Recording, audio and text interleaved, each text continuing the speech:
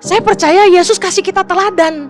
Hey, kamu hidup boleh punya keinginan, boleh punya tujuan. Saya pengen tinggal di luar negeri, saya pengen nikah sama orang bule, saya pengen punya rumah gede, saya pengen bisa keliling dunia. Hey, it's okay, but trust me.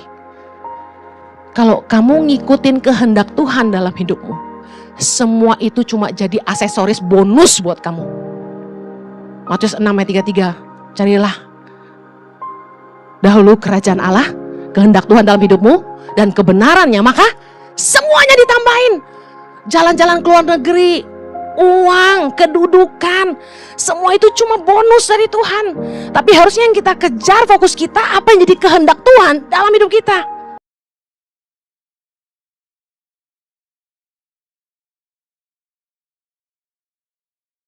Terima kasih Tuhan, sebentar firman-Mu ditaburkan.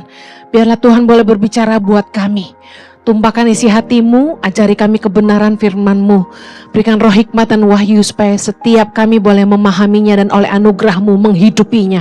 Tolong hamba-Mu karena sungguh tanpa Engkau hamba tidak mampu menyerahkan setiap menit-menit ke depan dalam pimpinan Roh Kudus sepenuhnya. Hanya di dalam nama Yesus yang siap diberkati Tuhan, sama-sama kita katakan amen. Puji nama Tuhan, silakan duduk kembali. Shalom. Saya akan bicara tentang kekuatan visi. Kekuatan visi. Amsal 16 ayat 9. Kita baca sama-sama. Hati manusia memikir-mikirkan jalannya, tetapi Tuhanlah yang menentukan arah langkahnya. Berapa banyak kita hari ini yang tidak menghidupi apa yang pernah kita mimpikan? Angkat tangan. Yes, saya lihat beberapa tangan. Dulu saya pernah punya mimpi jadi worship leader yang dipakai Tuhan luar biasa. Karena gara-gara zaman saya kuliah di Australia, saya kuliah di Hillsong, idola saya itu Darlene Zschech. Ada yang tahu Darlene Zschech? Ya, seorang hamba Tuhan, worship leader yang sangat diurapi, a very sweet person. Dan saya sangat mengagumi beliau dan sangat ingin jadi seperti beliau. Sampai akhirnya saya kuliah pun ngambilnya Creative and Art, majoring in vocal. Ya, berlatih mimpin pujian, menyanyi dan lain-lain. Dan walalah hari ini saya jadi pengkhotbah. Gak nyambung sama sekolahnya. Untung masih sekolah Alkitab juga ya. Meskipun pelajaran leadership yang saya ambil bukannya preaching, tapi ada sedikit tentang communication. Nah, banyak dari kita yang mungkin punya mimpi, saya pengen hidup saya begini, pengen seperti itu. Ada tujuan-tujuan hidup yang kita miliki, tapi hari ini kita tidak menghidupinya. Nah, bahkan mungkin banyak di antara kita yang masih nggak ngerti tujuan hidupnya. Contoh, banyak anak-anak muda yang kuliah salah jurusan. Orang-orang tua pasti ngeluh ya, kenapa salah jurusan? Udah bayar uang sekolah mahal, uang pangkal, lalu begitu lulus nggak kerja sesuai jurusannya. Ada yang ngalamin gitu? Waktu SMA biasanya momen yang paling challenging buat orang tua dan anak-anak karena nggak tahu mau kuliah apa. Mau kuliah apa nggak tahu. Waktu masih kecil ditanya, kamu mau jadi apa? Jawabnya cepet, pilot. Saya dulu waktu kecil jawabnya pramugari. Sekarang gue sering naik pesawat, gue bersyukur doa tuh gue nggak dijawab Tuhan. Karena sebenarnya pramugari itu keren namanya doang. So, tau gak pramugari itu ternyata apa? Pembantunya penumpang di pesawat. Anda mau selimut? Ya karena suami saya itu terlalu nurut sama orang tuanya. What? Jadi ketidakpuasan kepada suami membuat dia pergi gitu. Kalau itu visi dari Tuhan, harusnya tidak memisahkan apa yang Tuhan persatukan. Amin. Kalau Anda bilang ini visi dari Tuhan, saya harus ke luar negeri. Yang pertama, tidak akan memisahkan apa yang dia persatukan. Visi dari Tuhan harusnya Ada penyediaan Tuhan. Kalau Tuhan minta Anda pergi ke sana, ke luar negeri, dalam waktu singkat Anda dapat visa. Tahu-tahu Tuhan bukain jalan, Anda dapat kerja. Saya percaya kalau orang itu tinggal di luar negeri tanpa visi yang pasti, dia akan setengah mati. Luntang-lantung, kerja ini, kerja itu. Saya pelayanan di salah satu kota di Amerika. Saya bisa merayangin, hidup gak ada nikmat-nikmatnya. Mereka kerja setengah mati dari pagi sampai malam, tinggalin anak-anak mereka. Hanya untuk apa? Tinggal di Amerika. Untuk apa paksa tinggal di Amerika? Dolar. Banyak TKI ketemu saya waktu saya pelayanan di Hong Kong, di Taiwan, di Malaysia. Mereka cerita sengsara jadi TKI di luar negeri. Punya bos belum tentu baik, agent belum tentu baik. Hidup mereka menderita, kerja 9 tahun itu baru duit balik. Saya bilang, kenapa maksa? Hanya demi apa? Uang. Tujuan hidup kita bukan untuk uang. Berkat adalah akibat, bonus dari Tuhan. Tujuan hidup kita harusnya lebih besar dari uang. Apa yang kita kerjakan untuk membangun hidup kita, itu yang kemudian akan membuat kita mampu cari uang. Katakan amin. Uang akan mengikuti. Berkat hanya akibat. Mari belajar mengerti visi dari Tuhan. Makanya saya ingin Anda nanti dengarkan khotbah saya tadi pagi itu. Visi dari Tuhan. Saya ambil dari Yeremia 29 ayat 11, dikatakan gini. Sebab aku ini mengetahui rancangan-rancangan apa yang ada padaku mengenai kamu. Demikianlah firman Tuhan, yaitu rancangan damai sejahtera dan bukan rancangan kecelakaan, untuk memberikan kepadamu hari depan yang penuh harapan. Saya bahas di ayat-ayat selanjutnya bagaimana Tuhan akan menyatakan apa yang Dia mau kalau kita sungguh-sungguh cari Tuhan. Nah, kunci mengerti visi dari Tuhan yang pertama, Anda harus mendengar Tuhan. Yang kedua, Anda harus mengenali benih yang Tuhan tanam dalam hidupmu. Kemampuan, kalau Tuhan suruh kita melakukan sesuatu, ada kemampuan yang Tuhan tanam dalam hidup kita. Gak mungkin Tuhan ciptakan ke Anda dengan sebuah visi, jadi koki hebat tapi Anda gak bisa masak, tuh gak mungkin. Ada kemampuan yang menyertai panggilan Tuhan. Yang ketiga, mengenali jalan yang Tuhan buka bagi kita. Karena saya percaya satu hal gini, visi yang dari Tuhan pasti disertai Tuhan. Katakan amin. Nah, kalau Anda sampai maksa, saya cerita. Satu hari saya ketemu dengan seseorang hamba Tuhan besar. Dia itu terkenal sekali ya, punya nama sangat besar. Hari ini sudah almarhum. Pada satu kesempatan saya diundang bertemu dengan beliau di rumah seorang pengusaha di Indonesia. Saya kaget, dia datang ke rumah pengusaha Indonesia ini orang bule. Dia datang ke rumah pengusaha Indonesia ini untuk apa? Untuk minta support dana. Dana untuk apa? KKR. Berapa dananya? 1 juta dolar. Dan saya dikasih tahu sama pengusaha ini, karena bule ini gak bisa bahasa Indonesia, si konglomerat ini ngomong gini sama saya. Pastor Henny, you denger nih, demi nginjil, rumahnya digadai ke bank. Demi ngutang 1 juta dolar, saya sudah bantu dia 1 kali tebus rumahnya. Sekarang dia datang lagi, mau minjem duit lagi sama saya, minta support lagi. Lihat nih, apa pekerjaan Tuhan seperti ini? Dia bilang, pendeta jadi ngemis-ngemis, dia bilang. Sampai mempermalukan hamba Tuhan itu seperti itu gitu loh, di depan saya. Saya sedih banget gitu, karena sebagai hamba Tuhan, sebagai pribadi di luar mimbar ini, saya punya satu prinsip, gak akan pernah minta-minta. Bukan sombong, kita gak boleh ngemis. Kita harus punya mental anak raja. Kalau Tuhan yang panggil kita, Dia sediakan semuanya. Saya lebih baik gak makan daripada saya harus demi gengsi ngutang-ngutang, gak usah. Kita harus punya prinsip, hidup kita harus jadi berkat. Jangan mempermalukan nama Tuhan. Kemarin saya nonton TV, ada berita tentang hamba Tuhan besar, internasional, yang sudah meninggal 2021 kemarin, baru terkuak bahwa ternyata dia melakukan pelecehan seksual dan menyiksa para penyembah-penyembah di gerejanya. Jadi dia suka panggil itu singer-singer untuk berhubungan, dan bahkan dia siksa mereka.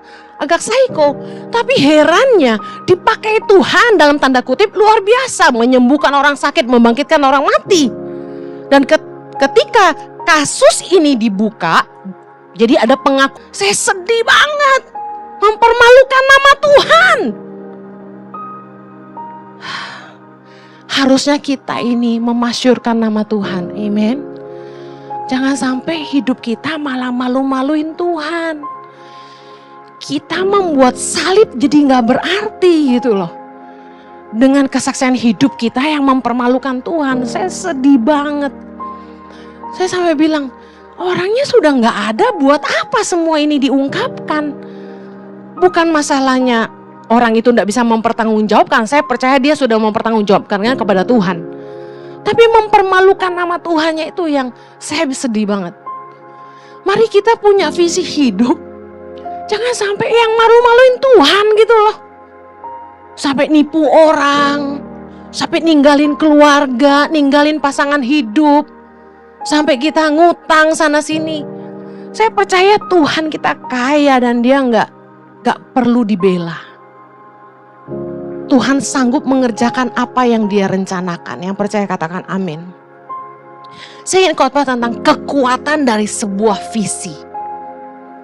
Visi yang pertama, membuat kita tuh fokus. Amsal 29 ayat 18 berkata, bila tidak ada wahyu, menjadi liarlah rakyat. Dalam terjemahan New King James Version dikatakan gini, where there is no revelation. Revelation itu pewahyuan. The people cast off restraint. Orang jadi liar. Tanpa pewahyuan dari Tuhan, orang jadi liar. Ngerjain ini, ngerjain itu, ngerjain ini, ngerjain itu. Bangun ini, bangun itu, nggak ada hasil. Karena mereka nggak ngerti sebenarnya visi dari Tuhan buat hidupnya apa. Anda harus tahu, di luar dari desire Anda, keinginan Anda untuk jadi apapun di dunia ini, Sang Pencipta punya tujuan dalam hidup Anda. Katakan amin. Dan ketika Anda mengerti tujuannya menciptakan hidupmu, Anda jadi fokus. Mendengarkan Tuhan, apa yang dia mau kita kerjakan, itu membuat kita tajam. Gak buang waktu, gak perlu coba ini dan itu. Uang itu terbuang-buang ketika orang sekolah gak selesai-selesai. Sekolah ini gak jadi, pindah sekolah itu gak jadi. Usaha ini gak jadi, pindah usaha itu. Uang terbuang-buang. Yang lebih sayang, waktu terbuang. Uang bisa dicari, waktu gak bisa kembali. Katakan amin. Tuh kita gak tahu visi hidup kita kemana. Kita buang uang, buang waktu, buang umur. Tua dan tidak bangun apa-apa. Visi dari Tuhan itulah yang kemudian membuat kita jadi yakin tentang apa yang kita lakukan dalam hidup kita. Kita jadi fokus. Paulus berkata dalam 1 Korintus 9 ayat 26, sebab itu aku tidak berlari tanpa tujuan, dan aku bukan petinju yang sembarangan saja memukul. Tanpa visi yang jelas dari Tuhan, kita akan buang-buang waktu, buang-buang umur, melakukan hal-hal yang gak membangun apa-apa buat masa depan kita di jalur yang benar. Ada orang-orang yang bisnis itu gagal, bisnis ini gagal, ngerjain ini salah, ngerjain itu salah. Sekolah ini gak kelar, sekolah itu gak kelar. Banyak yang ngerjain gitu. Kenapa? Karena kita gak mau mendengar Tuhan. Saya percaya gini, dunia ini menawarkan banyak pilihan. Kita yang harus ngerti mana jalan Tuhan. Banyak pintu yang terbuka di depan kita. Tidak semua pintu itu dari Tuhan. nominalnya cukup fantastis ya. Ikut dia ke luar negeri, pokoknya jadi PA dia. Hidupnya enak lah pasti. Tapi karena saya ngerti, itu bukan panggilan saya. Panggilan saya adalah mengeluarkan orang dari kemiskinan, baik secara rohani maupun jasmani. Ketika saya jadi pengkhotbah, saya mengeluarkan orang dari kemiskinan rohani. Ketika saya menolong anak-anak pedalaman di Indonesia, orang-orang miskin di Indonesia, saya mengeluarkan mereka dari kemiskinan secara jasmani.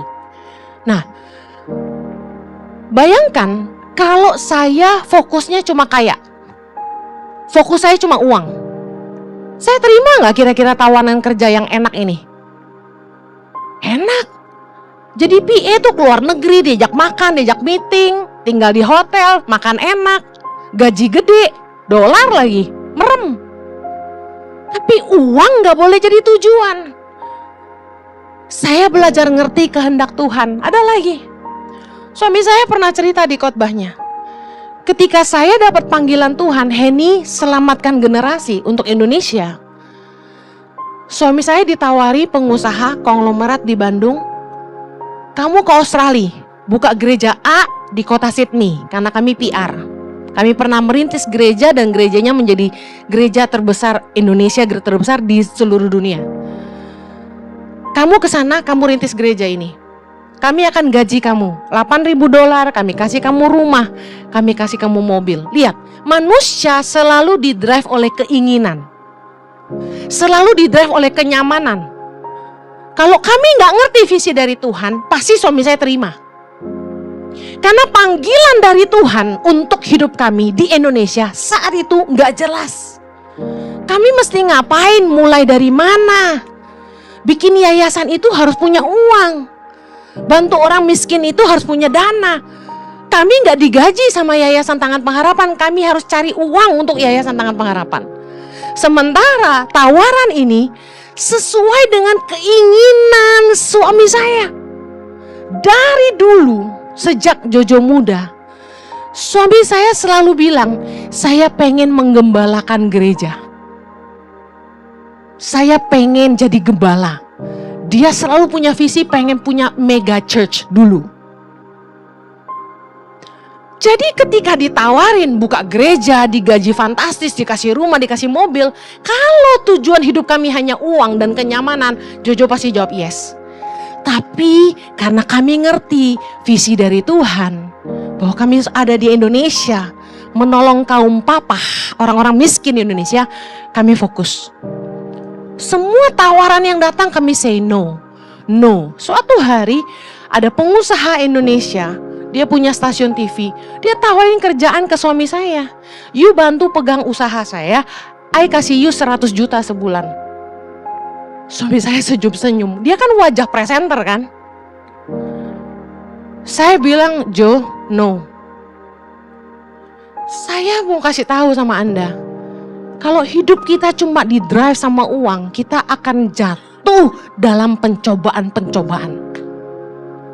Tapi bersyukur kami ngerti visi dari Tuhan, sehingga kami fokus kepada panggilan kami, dan kami bisa berkata tidak kepada setiap tawaran. Hati-hati, kecenderungan kita adalah takut kepada orang kaya. Amsal 29 ayat 25 berkata, takut kepada orang mendatangkan jerat, tetapi siapa percaya kepada Tuhan dilindungi. Katakan amin. Waktu orang, saya bilang, kayaknya gak bisa gitu deh Pak, itu uang Tuhan, bukan uang saya. Saya aja gak ambil uangnya, masa saya kasih Bapak? Yang bener aja loh. Saya bilang enggak, terima kasih. Karena saya percaya, kalau visi itu dari Tuhan, Tuhan yang sediakan. Kalau Anda merasa begah, Kelapa Gading kejauhan, Moy terlalu susah cari parkir, Anda siapin tempat dong di daerah dekat Anda, ya kan? Pusing-pusing amat. Harus kita yang stres. Saya bilang, saya gak akan terpengaruh sama tawaran apapun. Saya ngomong gini sengaja, supaya jangan ada konglomerat kedua yang datangin saya.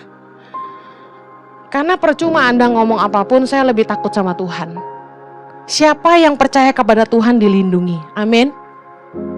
Kekuatan visi yang kedua. Visi itu memberi kita harapan dan kekuatan. Ingat, visi Yesus turun ke dunia apa? Melakukan kehendak Bapa. Yohanes 4 ayat 34. Kita baca sama-sama. Kata Yesus kepada mereka, makananku ialah melakukan kehendak Dia yang mengutus aku dan menyelesaikan pekerjaannya. Yesus cuma punya satu visi.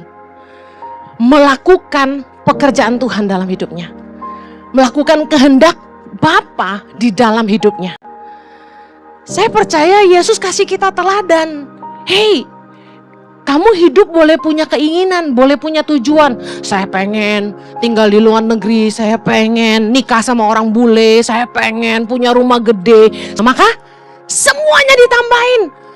Jalan-jalan ke luar negeri, uang, kedudukan, semua itu cuma bonus dari Tuhan. Tapi harusnya yang kita kejar, fokus kita apa yang jadi kehendak Tuhan dalam hidup kita. Karena Yesus fokus melakukan kehendak Bapa, Yesus bertahan melewati Via Dolorosa, pikul salib, diludahi, ditendang, dipukuli, disiksa, ditelanjangi. Anda bisa tahan kira-kira? Kita baru diomongin orang aja udah marah. Yesus menderita lebih parah dari kita. Dan dia bertahan melewati semuanya itu karena cuma satu, karena kasihnya buat kita. Amen. Karena Yesus punya visi bahwa seorang pun gak boleh binasa, melainkan beroleh hidup yang kekal. Yesus pikul salib itu sambil mengingat bahwa kalau dia lakukan ini, akan banyak orang diselamatkan ketika mereka percaya kepadanya. Dan Yesus bertahan dalam mengerjakan visi Yesus. Yesus punya kekuatan karena dia fokus kepada apa yang Bapa mau. Saya buktikan Yohanes 19 ayat 30. Sebelum Yesus menundukkan kepala dan menyerahkan nyawanya, dia berkata apa? Sudah selesai. Why do you think he said that? Kenapa Yesus bilang it is finished? Karena visi hidupnya tercapai. Dia melakukan kehendak Bapanya. Mati untuk kita, supaya barang siapa percaya kepadanya beroleh hidup yang kekal, gak ada yang binasa. Amen. Yesus punya kekuatan sebesar itu sampai selesai karena dia punya visi yang bikin dia fokus dalam mengerjakan visi dalam hidup kita. Kita akan menghadapi banyak tantangan. Ada istilah no pain, no gain. Kalau nggak mau sakit ya Anda nggak akan dapat apa-apa. Kalau Anda punya visi, Anda akan punya pengharapan, Anda akan punya kekuatan. Sometimes waktu saya lelah ngurusin Yayasan Tangan Pengharapan, saya cuma menguatkan hati saya dan ingat kepada visi dari Tuhan. Henny, apa yang kamu mau lahirkan buat Indonesia? Saya jawab, pemimpin Tuhan. Dan Tuhan bilang gini, bangun 10 sekolah berasrama, lahirkan 1000 pemimpin bagi Indonesia. Saya terus ingat itu. Saya percaya kalau Tuhan bicara, pasti itu jadi. Jadi itu yang terus kasih saya kekuatan. Kadang-kadang menghadapi guru-guru yang kami training, guru-guru yang kami utus ke lapangan. Mereka yang saya harapkan bisa jadi pemimpin-pemimpin di daerah-daerah untuk bisa kami kirim lagi anak-anak daerah di sana untuk mereka mentor, untuk jadi guru-guru. Karena kan kami juga kuliahin anak-anak pedalaman sebagai guru. Nah prakteknya mereka akan kami kirim ke center-center kami. Nah dimentor oleh guru-guru senior. Guru-guru ini udah kami training, gajinya udah naik terus. Begitu udah tahun ke berapa, ikut GGD, ikut P3K. Semua anak Indonesia mimpinya cuma satu, jadi PNS, my God. Kenapa gitu ya? Saya heran loh. Waktu saya penasaran, saya tanya sama anak-anak ini. Waktu guru-guru kami kumpul di Jakarta. Kenapa sih kalian mau jadi PNS? Kenapa nggak stay di Tangan Pengharapan? Tahu nggak kenapa? Ada jaminan hari tua, dapat uang pensiun katanya gitu. Saya bilang kan di tangan pengharapan kalian dapat. Jam sostek itu apa? Asuransi tenaga kerjaan untuk masa tua juga. Lalu kalau kalian stay di tangan pengharapan sampai tua, mungkin kalian bisa punya rumah sendiri, punya mobil sendiri. Kalau kalian setia kan, sampai tua, kalian dipelihara. Mati pun kita kuburin kasarnya gitu. Kenapa nggak percaya gitu loh? Mau kaya jadi pegawai negeri, kenapa nggak mikir pengusaha lebih kaya daripada PNS? Lah yang bayar pajak siapa? Kita kan yang kerja. Kenapa kamu bermikirnya hanya jadi PNS? Saya bilang, yang makan uang pensiunan. Kalau kamu buka bisnis, kamu bisa punya tabungan hari tua lebih gede daripada uang pensiunan. Saya saking keselnya gitu loh. Karena setiap kali sudah senior, sudah pinter, kita training terus kan. Kita nih kan selalu upgrade skill leader kita. Kita training tiap tahun, kita training. Kita bayar trainer untuk training guru-guru kita. Udah pinter, GGD. Udah pinter, P3K. P3K tuh kayak bukan PNS lah, menuju PNS gitu. Gemes saya. Ini gimana Indonesia mau maju gitu loh. Yang dipinterin mikirnya pensiunan, mikir pensiun. Nah, ini lagi curhat sedikit ya sebagai mama yayasan ya. Kadang-kadang kalau lagi stres, lagi kesel, lagi gemes gitu ya. Saya cuma, Tuhan, aku umur berapa nih? Aku ngitung umur loh. Anda tahu nggak saya tuh ngitung umur tuh kenapa?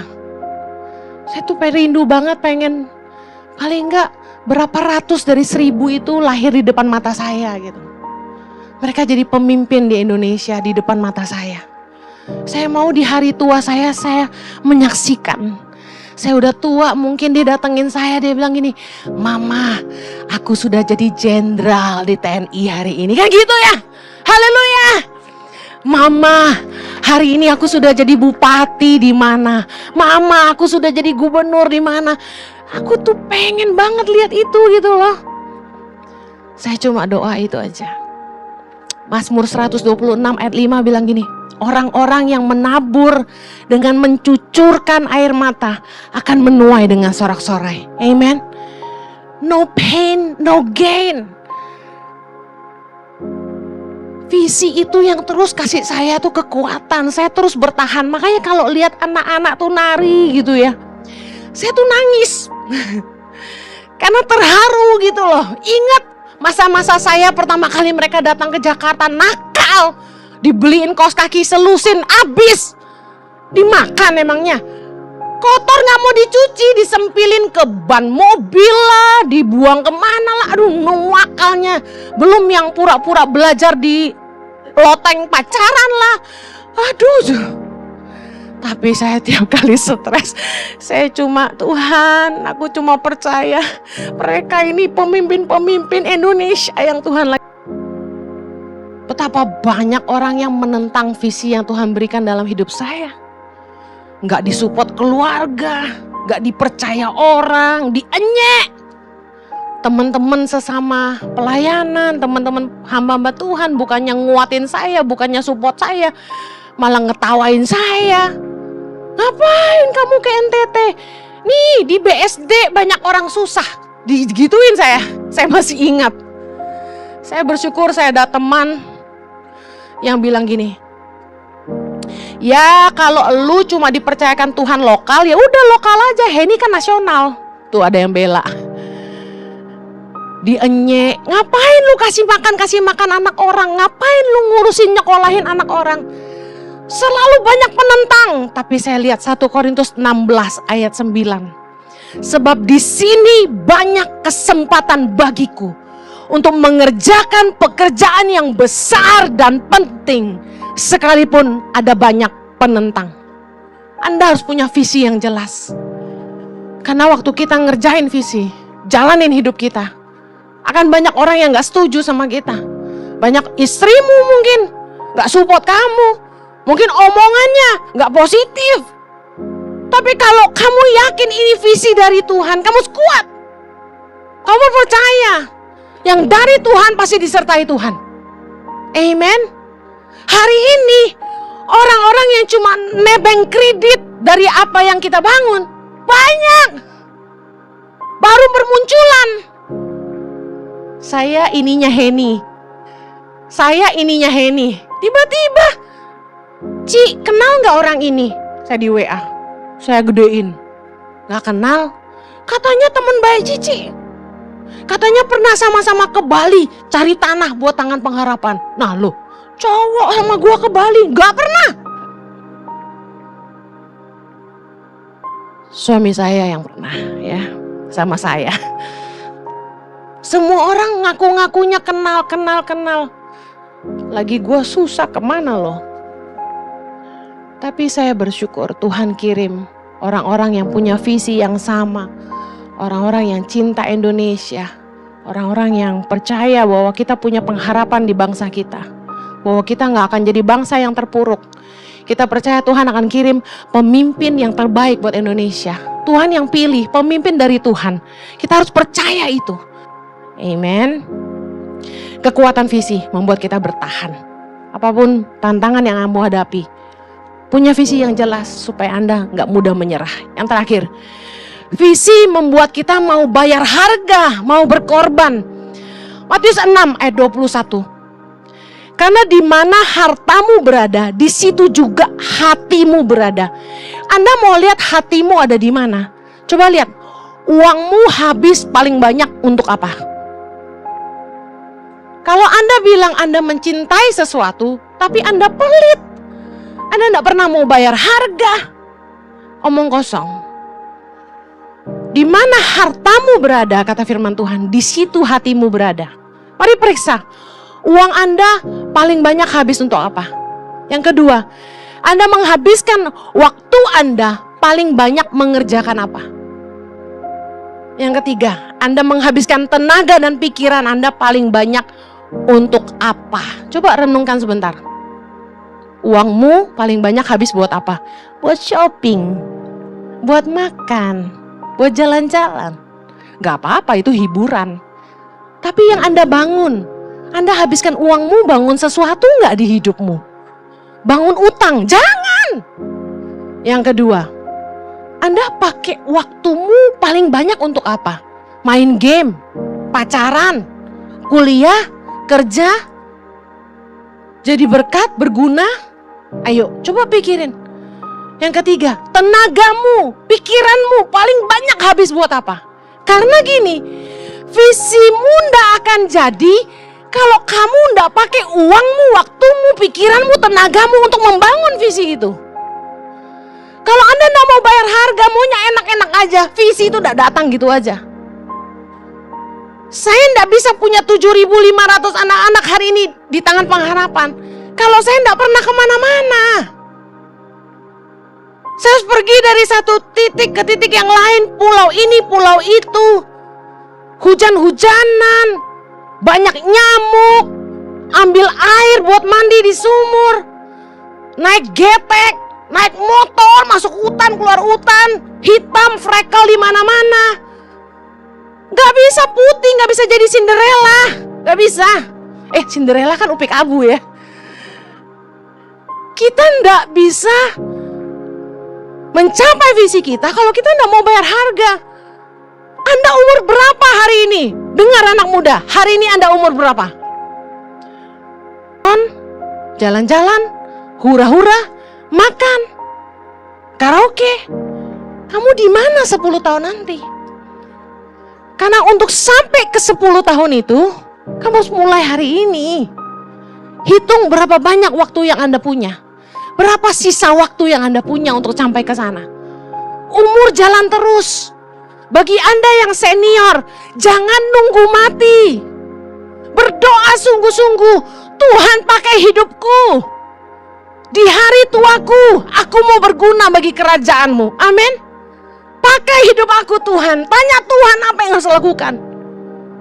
Jangan buang waktu. Orang kalau nggak punya visi selalu hidup di masa lalu. Ingat ketika dulu aku muda, waktu aku kaya, waktu aku masih langsing, waktu dulu pacarku banyak, dulu. orang yang hidup di masa lalu karena nggak punya tujuan.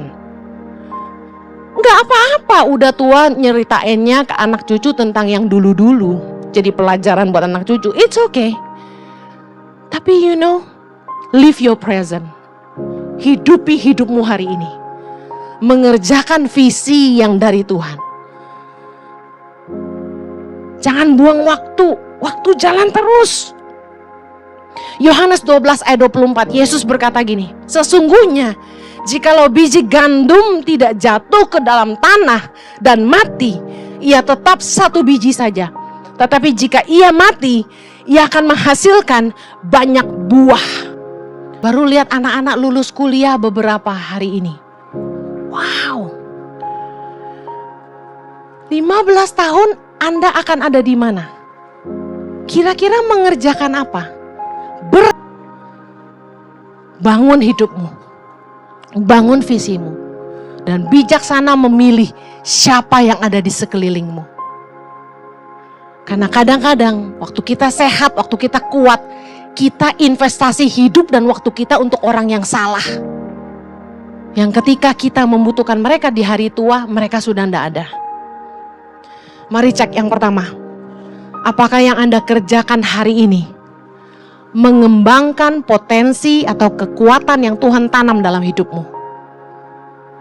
Kalau Anda punya visi seorang punya restoran yang punya cabang di banyak tempat, pertanyaan saya hari ini, apakah Tuhan memberikan kemampuan buat Anda? Yang pertama, apakah Anda chef? Anda pasti punya kekuatan masak. Kalau Anda seorang manajemen, apakah Anda mampu mengelola satu restoran dulu? Karena jangan mimpi 10 kalau Anda bisa ngurus satu. Apakah hari ini Anda mengerjakan sesuatu yang mengembangkan potensimu? Yang kedua, apakah hari ini apa yang Anda kerjakan hari ini membawa Anda dan keluarga Anda ke tempat yang lebih baik 10 tahun yang akan datang? Kalau tiap hari Anda cuma hura-hura, tiap hari cuma makan, ngobrol, 10 tahun lagi keluargamu ada di tempat yang lebih baik gak? Karena banyak suami-suami yang pulang pagi, 10 tahun lagi kira-kira rumah tangganya kayak gimana tuh? Banyak istri-istri yang gak mau ngurusin suami, gak ngedidik anak dengan baik, maunya pergi main, foto-foto, ngafe, ngobrol sama teman-teman, arisan melulu. 10 tahun lagi ada di mana dirimu dan keluargamu? Yang ketiga, apakah Anda menggunakan waktu dan uang Anda membangun sesuatu yang berguna bagi hidupmu dan keluargamu dan orang lain 10 tahun dan 15 tahun yang akan datang? Karena saya percaya kalau visi dari Tuhan, apa yang Anda bangun itu bermanfaat buat orang banyak. Tuhan tidak mungkin ngasih kita visi yang merusak hidup orang lain, yang merusak hidup keluargamu. Yang keempat, bayangkan Anda sudah menjadi sangat tua dan kira-kira Anda masih mau mengerjakan apa? Saya percaya kita jangan mau tua lalu menyerah. Matilah produktif. Kita harus mati sedang mengerjakan sesuatu, bukan menunggu ajal menjemput kita. Amen. Bayangkan Anda jadi tua masih mengerjakan apa? Saya sedang ngasih Anda poin-poin untuk memeriksa apakah Anda menghidupi visi Anda. Yang terakhir, lihatlah orang-orang terdekat Anda hari ini. Siapakah yang kira-kira bisa bersama-sama dengan Anda sampai tua nanti? Saran saya, mulai prioritaskan. Dan visi itu yang membuat mereka fokus, mereka bertahan, mereka kuat, mereka punya pengharapan, dan mereka sungguh-sungguh hidup berguna buat orang banyak. Tuhan, kamu berdoa, mereka mau berkorban, mereka mau bayar harga untuk visi yang dari Tuhan. Tuhan tolong anak-anakmu saat ini, mungkin mereka visinya blur, mereka gak tahu mereka harus bangun apa dalam hidup mereka. Tuhan tolong berikan kepekaan untuk mendengar suaramu, pimpin langkah mereka supaya mereka mengerjakan apa yang jadi isi hatimu.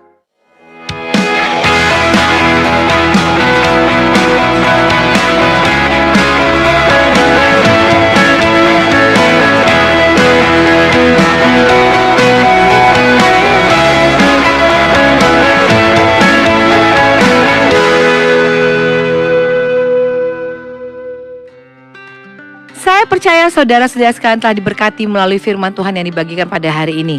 Jangan lupa untuk diaplikasikan dalam kehidupan kita sehari-hari, sehingga kita boleh menjadi berkat dimanapun kita berada. Kami mengucapkan banyak terima kasih kepada Bapak Ibu Saudara sekalian yang sudah menabur di Yayasan Tangan Pengharapan dan Impact Community Indonesia. Kami percaya setiap taburan Bapak Ibu sekalian tidak akan kembali dengan sia-sia.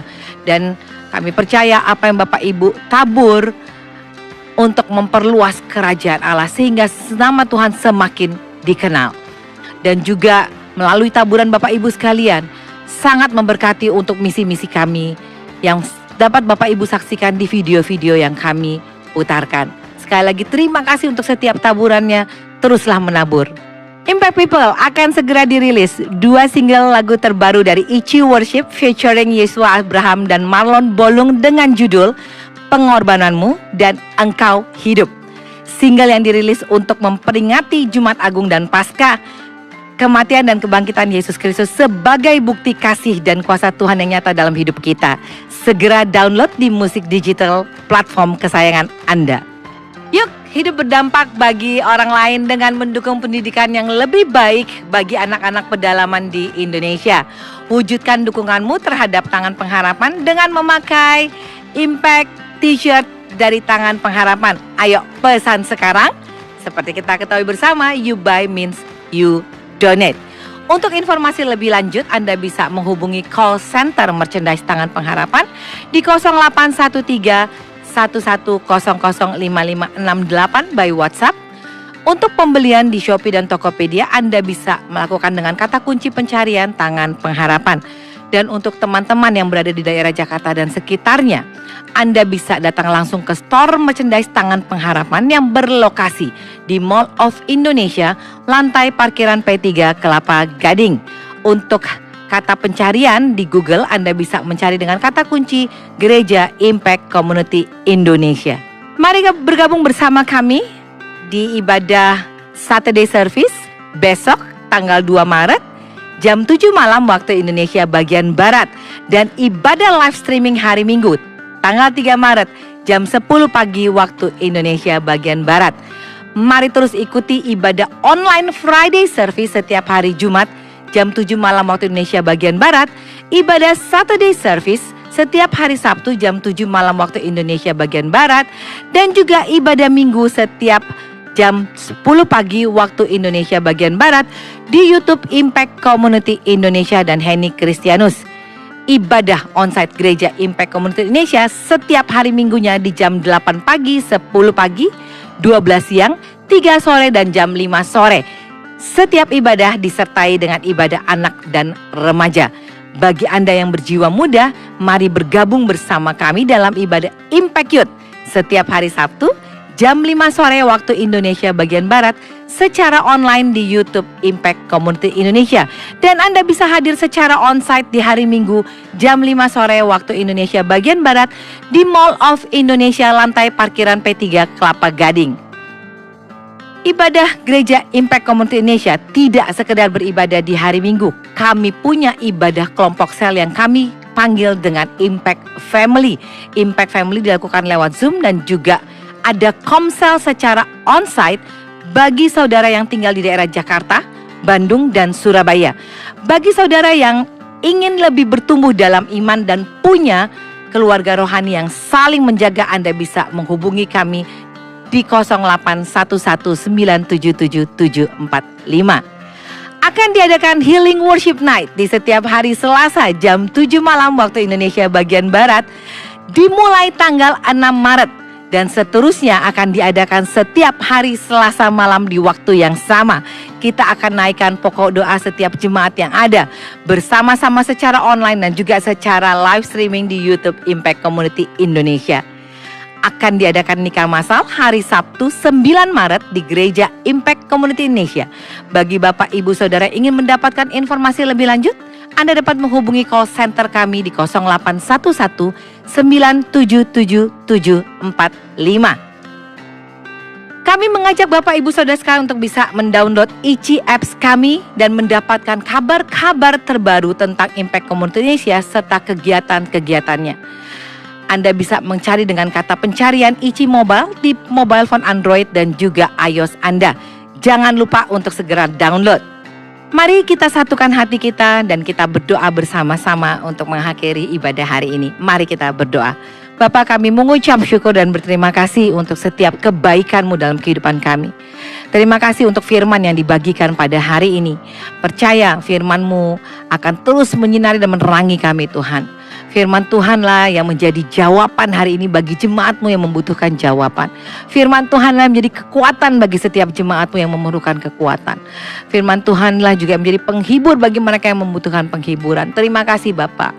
Bapak, hari ini juga kami mau berdoa untuk mereka yang sakit. Kau jamah bagian tubuh yang sakit Tuhan, karena kami percaya otoritas kesembuhan ada di dalam tangan-Mu. Oleh karena itu Tuhan, jamah bagian tubuh yang sakit Tuhan. Berikan kesembuhan Tuhan, sehingga mereka bisa kembali beraktivitas. Bahkan bukan hanya kesembuhan secara jasmani, tapi juga kesembuhan mereka secara rohani Tuhan. Terima kasih Bapak. Bapak, Kau lihat setiap keperluan mereka, setiap apa yang menjadi pergumulan mereka Tuhan. Tuhan juga yang melihat dan memperhatikan Bapak. Melalui proses sakit ini Tuhan, biarlah mereka terus dibangun hubungan mereka dengan-Mu Bapak. Bahkan melalui proses ini juga ada pemulihan secara keseluruhan, baik secara hubungan mereka Tuhan, bukan hanya dengan Engkau tapi juga dengan anggota keluarga mereka atau dengan siapapun yang pernah mungkin terjadi hal yang begitu menekan hati mereka Tuhan. Tuhan, kami percaya pemulihan itu akan terjadi. Terima kasih Bapak. Bapak, untuk mereka yang sedang berbeban berat atau mereka mungkin yang sedang dalam perselisihan Tuhan. Bapak, kalaupun ada luka-luka di hati mereka, Kau sembuhkan luka itu Bapak. Kau balut luka hati mereka. Ingatkan mereka kembali dengan kasih-Mu. Sehingga kami percaya melalui kasih-Mu Tuhan, pemulihan terjadi.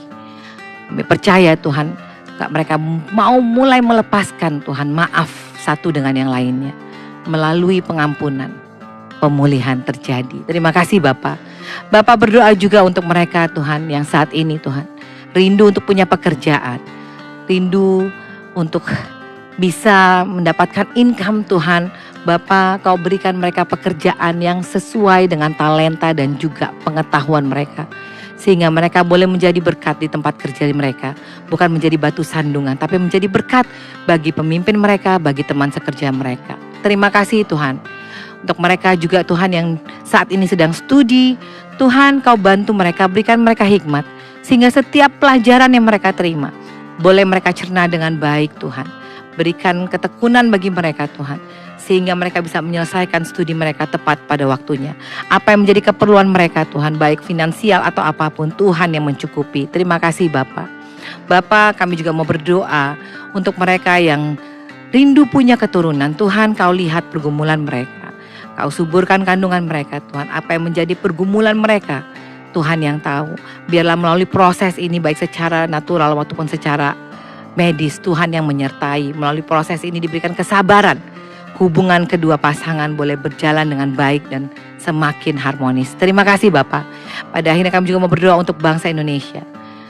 Terima kasih Tuhan, karena kami tahu Indonesia ada dalam pemerhatiannya Tuhan. Indonesia ada di hati Tuhan.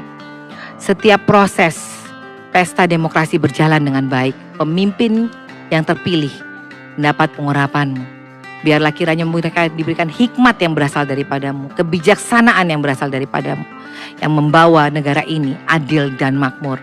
Terima kasih Bapak untuk Bapak Presiden, Wakil Presiden yang saat ini masih menjabat Tuhan. Juga para jajaran menteri dan seluruh perangkat-perangkatnya Tuhan. Bapak berikan juga mereka hikmat di masa-masa ini. Berikan mereka kebijaksanaan juga Tuhan. Sehingga apapun yang mereka lakukan Tuhan adalah yang terbaik untuk rakyat Indonesia. Terima kasih Bapak. Pada akhirnya Bapak, kami mau menyerahkan setiap pergumulan anak-anak-Mu ke dalam tangan-Mu.